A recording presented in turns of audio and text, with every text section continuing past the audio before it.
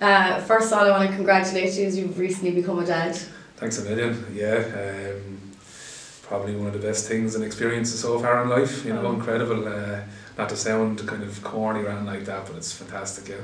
What's it? Little boy called Carl, isn't it? Little boy called Cod, yeah, the 11th of the month. So yeah, he's flying. Have to get into the gym now next week. So get him on the protein. So no, he's great. Fantastic. What's it like, I suppose, now after becoming a dad? Does it put hurling on the back hold somehow, or?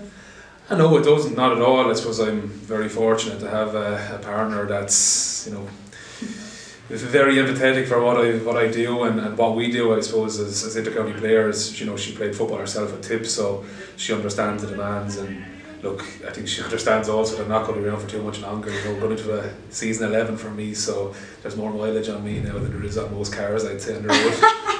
What's it like having that huge responsibility now, fatherhood, you have a family at home, and now captain of Waterford this year? Just to add to something else to it. Yeah, I suppose, you know, just speaking, you know, very open and honest about it, you know, you don't really think about it too much. I suppose you think about it at the start when it's announced, and obviously you have words of encouragement and, you know, people congratulating you, but you know, as time progresses, you know, it's just go in and train incredibly hard and to the best of your ability. So things don't change, you know, your perspective on, you know, the game doesn't change, your approach to training or matches doesn't change, you know, it's just about going out there and trying to get the best performance out of yourself and try and encourage the lads that are around you. You mentioned it's your 11th season now. I know recently you said that there may be a lifespan of 8 years in a hurler. Do you still believe that? I know you're there 11 now. Yeah, I suppose I was talking to Ken McGrath just a few minutes ago, and we were just having a very similar conversation, and it's just down to the fact that demands on players now.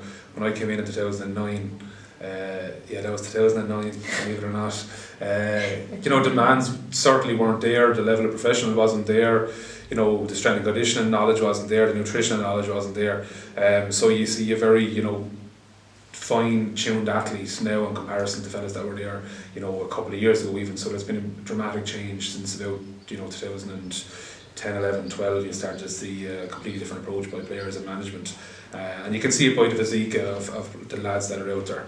You know, everyone is putting, you know, 40 plus hours into training and 40 plus hours into work, so people can't or won't be able to you know, look about their dual career and try and I suppose weigh them up on both fronts for too long. Mentally, what is it like to maybe get to that Ireland final 2 years ago and then last year maybe not having the success that you've had? Does it drive you on more this year? I don't think it takes, you know, a poor campaign to drive you on. I think that any inter-county player, I think most even senior club players now are all competitive and they all want to compete and, you know, and be successful, and just try to get the performance out of yourself. So I don't think it takes, you know, what happened to us last year and, you know, a very poor Munster Championship. I don't think that takes, you know, that doesn't become motivation for you. But certainly I suppose getting to the Ireland final does motivate you, because you get to see, you know, how important it is not just for ourselves as players but also the impact it has on the community in Waterford. Having such a good league run, I know you got to the final and maybe it wasn't the day for you, but you know what, you were playing Ireland champions, maybe that shows you where exactly you stand now. Yeah, absolutely. Look, you know, I think any intercounty player now is well aware that Limerick are the benchmark and have been for the last 12 months or even maybe longer. You know, they've had, you know, very strong competitive teams over the last number of years, and even if you look back to very basic things of, you know, underage structures at under 14, 15 and 16, they've been doing it well in advance of any other team. And you look at, you know, Orskell Reach and colleges, and even you look at the likes of UL and Mary I and LIT, you know, they're all competing. They're big enough now here. Yeah, no, like it's the reality, and you know, they've good people in Paul Kinnerkin and, you know, Joe Connor and all these people, and they've all bought into what they're trying to do there. And you know, when everyone buys into such an ambitious, you know, goal, and you have the team and the personnel to back it up, you know, it becomes a very fine-tuned machine, and that's exactly what they are. First out to Clare at home, I think having home advantage is such a huge thing for you this year. Yeah, absolutely. You know, it's massive. I suppose last year we had, you know, we were trips to Clare, Limerick and Limerick, you know, so just seeing Conor go out the door there and he's telling me that he's 3 hours back the road to Clare, so you know, we were in that for 3 weeks, and that's not to say that, you know, that was the be all and end all for our war campaign last year. It's far from it, but it certainly makes things logistically a lot better, and mentally I think it's going to benefit us. But that's not to say that just because we have our games in the Welsh Park it's not an automatic result for us, far from it. But even that atmosphere alone, for that first game now against Clare below in Watch Park, the atmosphere will be electric and you will so feed off that buzz. Yeah, absolutely, and you know, you can, if you want to do a comparison, you're probably going to look at something like the Champions League, you know, where most teams try to maybe get an away goal and then try to kill teams off in their home game. So that's what it's going to be all about, you know. But that's not to say we're going to try and kill Clare and Watch Park or anything like that. Far from it, but certainly you try and take the surroundings as a benefit.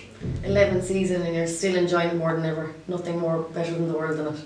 No, absolutely not. You know, you look back and you say, Jesus, it's been a long 11 years, but it's gone in a blink of an eye. And you know, it's something that you dream of as a kid, as a 3, 4, 5-year-old. You shout about playing for Waterford when you run around the back with hurling the helmet on, and you know it's you're still living the dream, you know, and that's exactly what all of us intercounty players are doing, and we all really appreciate it. It's not something that we give out about too often. It's something that we look forward to year in, year out.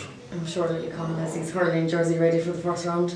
Yeah, in fairness to the Waterford lads, I suppose Siobhan is a keen Tipperary fan, so the Waterford lads got him a couple of little Waterford baby grows and a Waterford jacket, so the colours already nailed to the mast, so he's very fortunate. Great, I wish you all the best. Thanks very much, Noel, for chatting to me. Thanks a million.